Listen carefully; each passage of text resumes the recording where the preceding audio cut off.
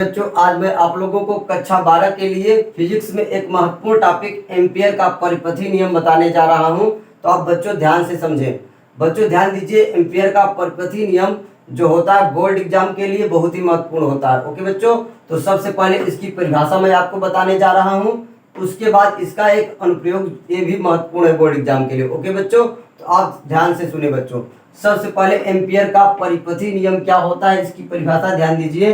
किसी बंद वक्र के परितः चुंबकीय क्षेत्र की तीव्रता का रेखीय समाकलन उस बंद वक्र द्वारा घिरे क्षेत्रफल में से गुजरने वाली कुल धारा का म्यू नॉट गुना होता है। ओके बच्चों, एक बार फिर से ध्यान से आप सुने। किसी बंद वक्र के परितः चुंबकीय क्षेत्र की तीव्रता का रेखीय समाकलन उस बंद वक्र द्वारा घिरे क्षेत्रफल में से गुजरने वाली कुल धारा का म्यू नॉट गुना होता है। ओके बच्चों, ये बच्चों ध्यान दीजिए, म्यू नॉट जो होता है ये निर्वात की चुंबकशीलता को व्यक्त करता है। ओके बच्चों, ये ग्रीक भाषा का अक्षर होता है, इसे म्यू नॉट कहते हैं या म्यू जीरो पढ़ते हैं। और यह जो है याद रखिए निर्वात की चुंबकशीलता को व्यक्त करता है। ओके बच्चों, और इसका मात्रक आप याद रखिए महत्वपूर्ण है न्यूटन प्रति एम्पियर स्क्वायर या तो वेबर प्रति एम्पियर मीटर। ओके बच्चों, आप याद रखिए म्यू नॉट निर्वात की चुंबकशीलता जो होता है इसका ये 3 मात्रक होता है। आप याद रखिए न्यूटन प्रति एम्पियर स्क्वायर या वेबर प्रति एम्पियर मीटर या हेनरी प्रति मीटर। ओके बच्चों, याद रखिए ये जो निर्वात की चुंबकशीलता होता है इसका एसआई मात्रक हेनरी प्रति मीटर होता है। ओके बच्चों, ये महत्वपूर्ण बात आप याद रखिए। म्यू नॉट के तीनों मात्रक नोट करके आप याद कर लीजिए। और हेनरी प्रति मीटर बहुत ही महत्वपूर्ण है। ओके बच्चों, और इसका विमी सूत्र आप याद रखिए। ओके बच्चों, विमी सूत्र याद करना बहुत ही आसान है। देखिए न्यूटन प्रति एम्पियर स्क्वायर होता है। ओके बच्चों, न्यूटन बल का मात्रक होता है और बल का विमी सूत्र mLT/-2 होता है। और एम्पियर को तो एम्पियर ही विमी सूत्र में लिखा जाता है, इसलिए सेम उतार दिया गया। ओके बच्चों, तो इस तरह से म्यू नॉट का जो है विमी सूत्र भी आप आसानी से याद कर पाएंगे। ओके, अब अगली महत्वपूर्ण बात बच्चों, अब ध्यान दीजिए, ये जो एम्पियर का परिपथी नियम है इसका ये जो मैथमेटिकल फार्मूला है ये तो आपने हिंदी में लैंग्वेज में परिभाषा लिखा है। अब इसका गणितीय रूप ये है, मैथमेटिकल फार्मूला आप याद कर लीजिए। Integration B dot D L. Okay बच्चों, B dot D L equal to mu naught I. Okay बच्चों, ये क्या, ये जो समाकलन का चिन्ह है आप याद रखिए।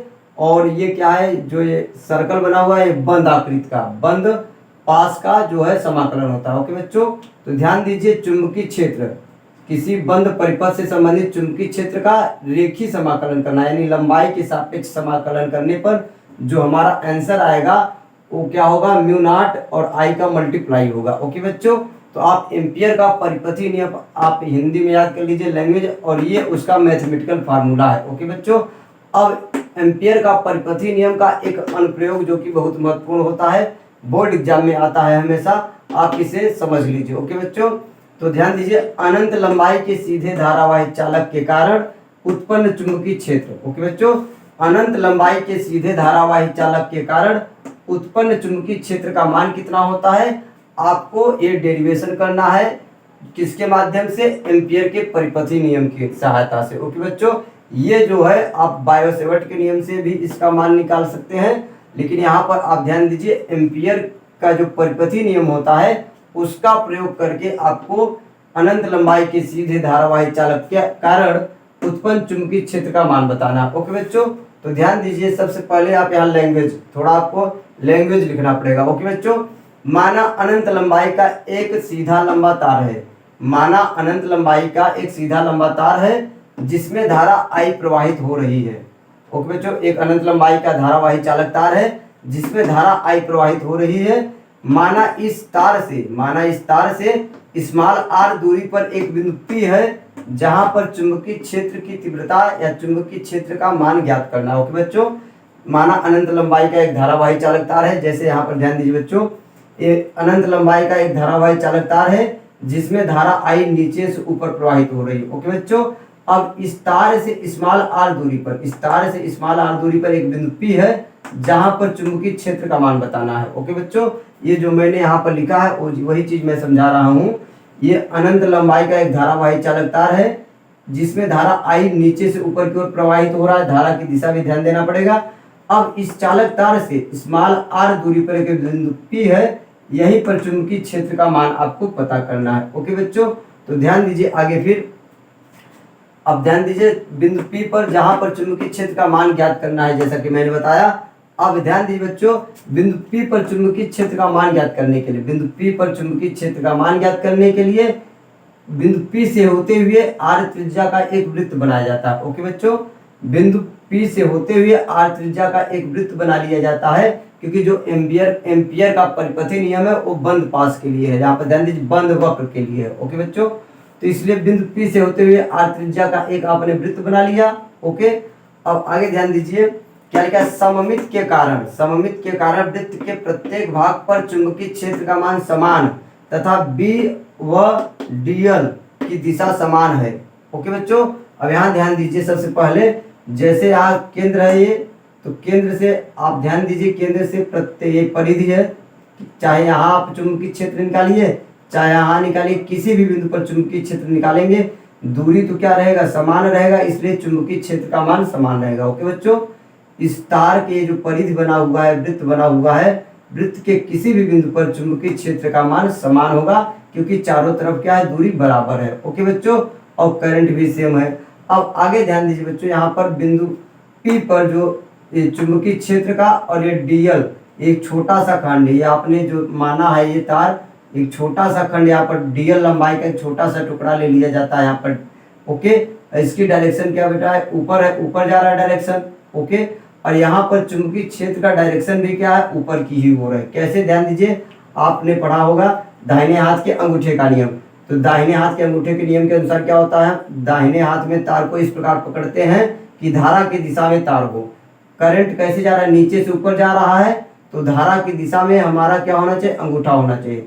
दाहिने हाथ में तार को इस प्रकार पकड़ा जाता है कि धारा की दिशा में क्या हो, अंगूठा हो, और अंगुलियां हमारी जिस तरफ मुड़ती हैं उधर ही क्या होता है, बी का डायरेक्शन होता है। ओके बच्चों, तो डीएल तो डायरेक्शन अंदर की तरफ है, यहाँ पर दिखाया गया है, ऊपर दिखाया गया है, अंदर डीएल जा रहा है बच्चों, और बी का भी डायरेक्शन क्या, अंदर की तरफ। तो कहने का अर्थ है बच्चों, बिंदु पी पर डीएल और बी के बीच का जो कोण है वो क्या है, थीटा बराबर 0 डिग्री, क्योंकि दोनों सेम डायरेक्शन में है। ओके बच्चों, आप यहाँ पर यही बात फोकस करना पड़ेगा, जो बी और डीएल के बीच का कोण है वो थीटा बराबर 0 डिग्री, दोनों सेम डायरेक्शन में काम कर रहे हैं बेटा, याद रखिए इंपॉर्टेंट बात। तो यहाँ पर ध्यान दीजिए, बी डॉट डीएल बराबर बी डीएल कास थीटा होता है। आप वेक्टर का आपने अदिश गुणनफल पढ़ा होगा। अदिश गुणनफल किसे कहते हैं, जब दो सदिश राशि का गुणा करने पर अदिश आता है तो उसे क्या कहते हैं, आप समझिए अदिश गुणनफल, तो वहां डॉट होता है। तो बी डीएल बराबर बी डीएल कास थीटा होता है, और थीटा का मान यहाँ पर 0 डिग्री है तो कास 0 रख दिए, और कास 0 का मान 1 होता है, तो बी डीएल बचा, केवल क्या बचा, बी डीएल। ओके बच्चों, अब आगे ध्यान दीजिए, एम्पियर के नियम से, एम्पियर का जो परिपथी नियम है बच्चों, आप याद रखिए, एम्पियर का जो परिपथी नियम है इसके अनुसार आपने यहाँ पर ध्यान दीजिए, यही होता है, नोट कर लिया है। अब बच्चों ध्यान दीजिए, बी क्या है, नियतांक है। मैंने बताया बी जो है किसी भी बिंदु पर निकालेंगे बी का मान, चुंबकीय क्षेत्र का मान तो क्या आएगा, चारों तरफ बराबर आएगा। तो बी नियतांक है, बी बाहर आ गया, बी बच्चों याद रखिए बाहर आ गया, और क्या बचा, केवल डीएल, क्या बचा, डीएल बचेगा। ओके बच्चों, डीएल बचा, और म्यू नॉट आई वैसे ही रह गया। ओके बच्चों, अभी बच्चों ध्यान दीजिए, यहाँ पर डीएल का समाकलन, डीएल का समाकलन क्या हो जाएगा, 2 पाई आर। अब ये कैसे 2 पाई आर हो गया, उस बात को समझिए बच्चों।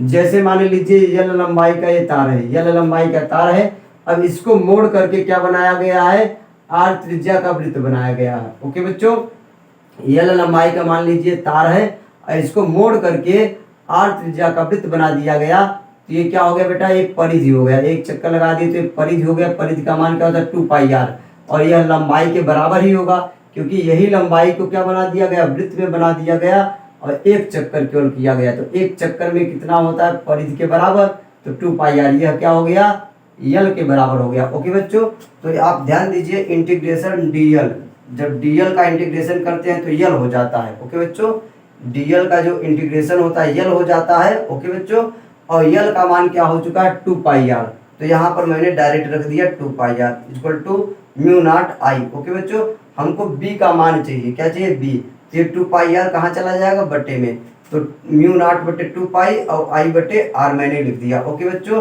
ए बी का मान इस बिंदु पी पर हो गया। ओके बच्चों, अगली महत्वपूर्ण बात ध्यान दीजिए, एक फार्मूला ये है, ये ध्यान दीजिए, अनंत लंबाई के सीधे धारावाही चालक तार के कारण चुंबकीय क्षेत्र का मान ये भी होता है। और 2 का ऊपर नीचे गुणा कर दीजिए तो म्यू नॉट अपान 4 पाई, 2 का गुणा के 2 दूनी 4 और 2 आई बटे आर। ओके बच्चों, तो म्यू नॉट अपान 2 पाई इंटू आई बटे आर, ये भी फार्मूला होता है और ये भी फार्मूला होता है, mu naught upon 4 pi into 2 I upon R. तो दोनों ही फार्मूला अनंत लंबाई के धारावाही चालक तार के कारण चुंबकीय क्षेत्र का होता है, दोनों ही फार्मूला। ओके बच्चों, अब लेकिन ध्यान दीजिए, इस फार्मूले का यूज करेंगे तो म्यू नॉट अपान 2 पाई का मान क्या होगा और म्यू नॉट अपान 4 पाई का मान क्या होगा, आपको ध्यान देना पड़ेगा। ये दोनों फार्मूला आप यूज कर सकते हैं। ओके बच्चों, तो ध्यान दीजिए, म्यू नॉट अपान 2 पाई का मान 2 इंटू 10⁻⁻7 न्यूटन प्रति स्क्वायर एम्पियर होता है। ओके बच्चों, और म्यू नॉट अपान 4 पाई का 10⁻⁻7 होता है। ओके बच्चों, आप म्यू नॉट अपान 2 पाई का यूज करेंगे, इस फार्मूले का यूज करेंगे तो इसके जगह आपको 2 गुणित 10⁻⁻7 रखना पड़ेगा और म्यू नॉट अपान 4 पाई रखेंगे तो इसकी जगह 10 गुणित 10⁻⁻7 रखना पड़ेगा। ओके बच्चों, तो आप इसे नोट कर लीजिए। ओके,